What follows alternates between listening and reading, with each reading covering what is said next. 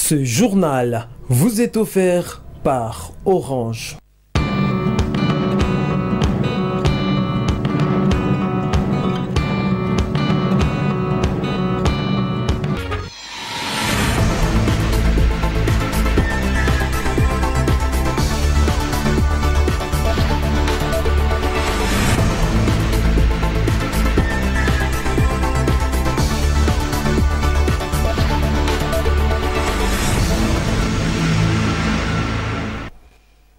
Merci à vous qui nous regardez au travers de nos antennes. Mesdames, mesdemoiselles et messieurs, il est l'heure de vous informer.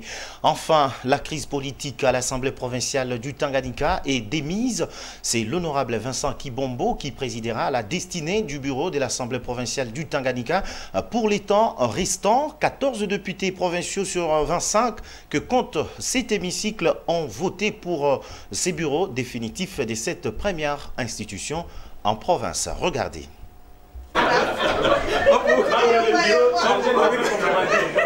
La percée de l'honorable Vincent Kibombo du parti politique FDCA au poste du président de l'Assemblée provinciale du Tanganyika reste historique.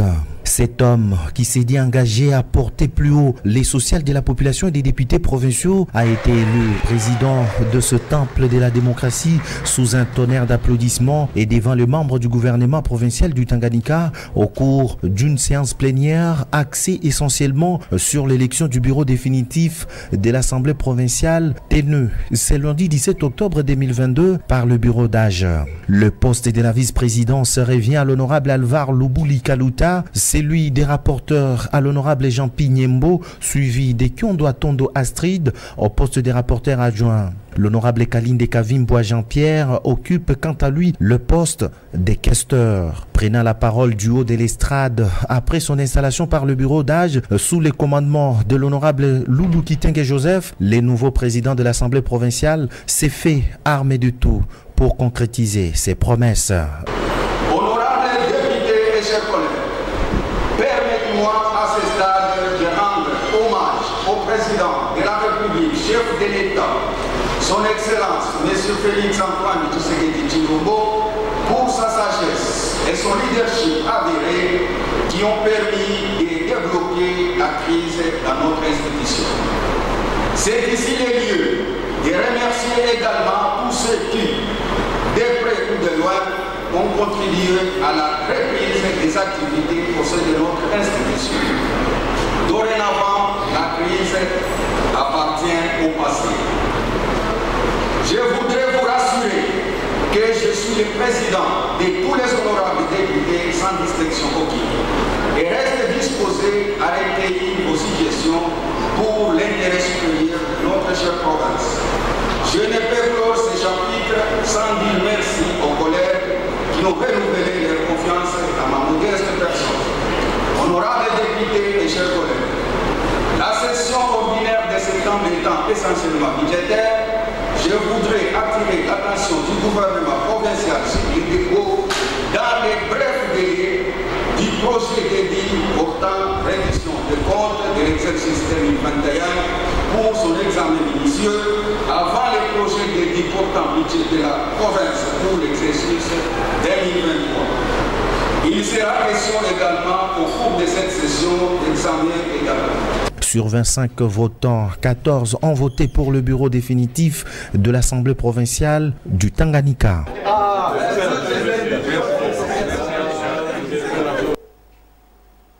Et puis, le ministre provincial des Transports et Voies des Communications, Cyprien Katombe Fumouabana, a officiellement lancé ce lundi 17 octobre 2022 la campagne de recouvrement forcé de la taxe relative sur les certificats de contrôle technique et l'autorisation des transports sur toute l'étendue de la province du Tanganyika.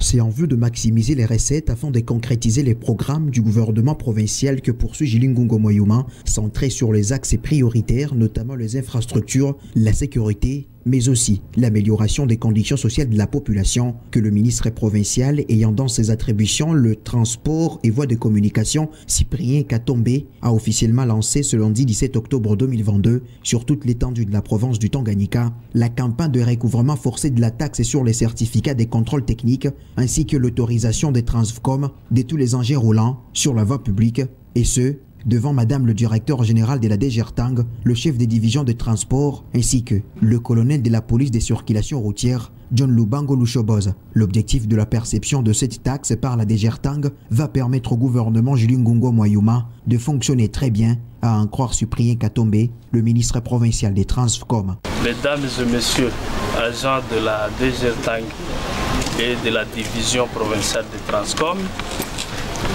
en date du 1er juillet, le gouvernement provincial, piloté par son Excellence Madame le gouverneur de province Julien Ngungo Moyouma, avait présenté le programme du gouvernement devant les élus du peuple.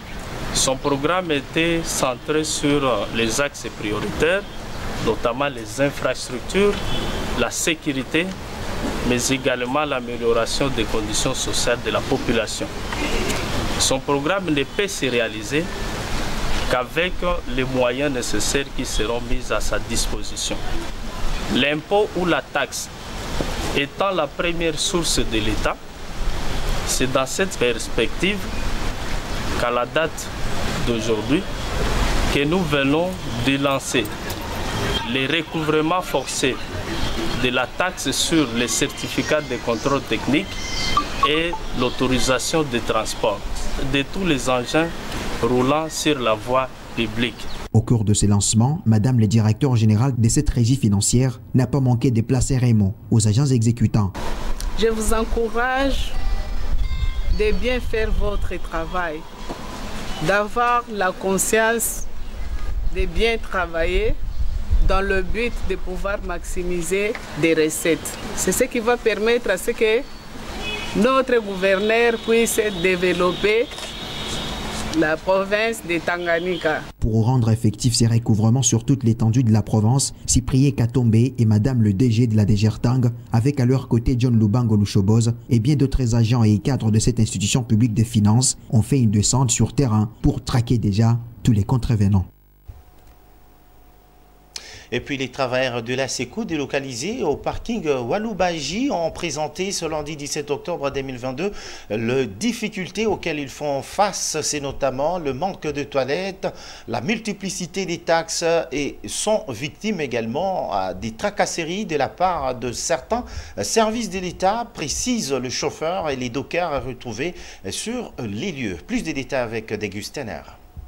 Les conditions de travailleurs stationnant au parking Walubaji ne sont pas du tout bonnes. Tenez, le manque de toilettes, les non-paiements des conducteurs stationnant sur ce parking, les personnels de ces lieux disent qu'ils font face à d'énormes difficultés. Le gouvernement provincial alourdit encore la tâche en imposant des taxes incessantes. Les passagers sont contraints à payer par personne 1000 francs et sans même avoir payé les frais de transport. Il en est de même pour les enfants qui n'ont pas leur attestation de naissance, sont obligés à payer 15 000 francs. D'après les informations recueillies sur place, c'est lundi 17 octobre 2022, ce sont certains services de l'État qui sont à la base de tout ceci, disent les chauffeurs et les dockers trouvés sur le lieu. De son côté, le gérant de parking s'est plaint du non-paiement du droit de stationnement par les chauffeurs et les transporteurs des marchandises, alors que la mairie avait déjà réglementé cette situation l'année passée. Il répond de même que le parking dispose de toilettes, contrairement aux fausses accusations soulevées par ce dernier. Ce parking est un carrefour, une véritable recette pour la province du Tanganyika. Ainsi donc, par l'entremise de leurs gérants, les travailleurs ont demandé l'implication directe des autorités provinciales dans cette affaire, afin de trouver des solutions adéquates.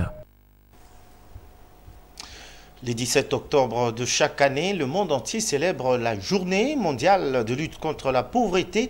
Très significative, cette journée qui concerne toutes les couches de la population mérite une méditation selon le coordonnateur de la Commission nationale des droits de l'homme CNDH, Maître Kabulo Wakabulo, afin de sauvegarder le développement durable. D'entrée en jeu, je voudrais d'abord souhaiter la bonne fête à tous les pauvres qui souffrent, puisque c'est leur jour aujourd'hui. tous les pauvres, même nous tous ici, nous sommes des pauvres puisque nous ne réunissons pas toutes les conditions de la vie, puisque on appelle un pauvre en mesurant son niveau de vie, alors qu'il y a un écart total dans la vie. C'est une journée internationale pour éliminer la pauvreté. En République démocratique du Congo, vous allez trouver que c'est un pays où il y a un taux élevé de la pauvreté. Et ce taux est élevé pour quelle raison? Par manque de l'emploi. Et si l'emploi y est, mais comment cet emploi est rémunéré? Un salaire très bas. Et vous allez trouver même un travailleur qui travaille, il a un salaire très bas qui ne lui permet pas de bien vivre. Qui élimine la pauvreté? D'abord, c'est l'État lui-même qui doit se prendre en charge. Se prendre en charge, c'est-à-dire il faut créer les emplois. L'État doit encourager les entreprises privées, les investisseurs qui doivent venir en République démocratique du Congo pour créer l'emploi. Et cet emploi va aider tant soit peu à éliminer la pauvreté. Vous savez, beaucoup de gens ont aujourd'hui négligé l'agriculture. Allez au champ, faites votre 100 sur 100, 1 hectare, 2 hectares.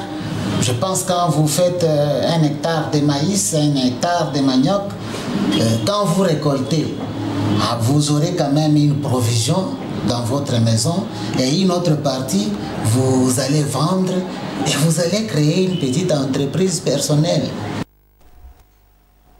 Mesdames et messieurs, c'est tout pour ce journal. Merci à tous. Au revoir.